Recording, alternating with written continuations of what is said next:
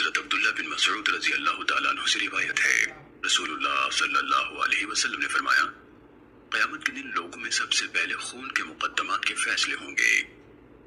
سنن ابن ماجہ حدیث نمبر 2615۔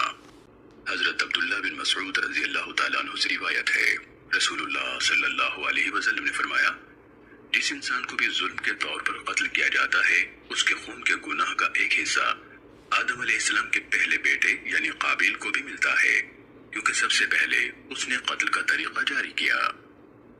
سنن ابن ماجہ حدیث نمبر 2616۔ حضرت سالم بن ابو جعد رحمہ اللہ سے روایت ہے، حضرت عبداللہ بن عباس رضی اللہ تعالیٰ عنہما سے پوچھا گیا کہ اس شخص کا کیا حکم ہے جس نے کسی مومن کو جان بوجھ کر قتل کر دیا، پھر توبہ کر لی، ایمان لایا، نیک اعمال کیے اور ہدایت اختیار کی۔ حضرت ابن عباس رضی اللہ تعالیٰ عنہما نے فرمایا، افسوس، اسے ہدایت کہاں مل سکتی ہے؟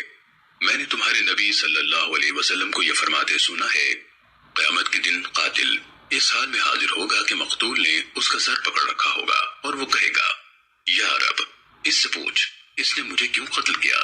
اللہ کی قسم، اللہ نے وہ آیت تمہارے نبی صلی اللہ علیہ وسلم پر نازل فرمائی، پھر نازل فرمانے کے بعد منسوخ نہیں کی۔ سنن ابن ماجہ حدیث نمبر 2621۔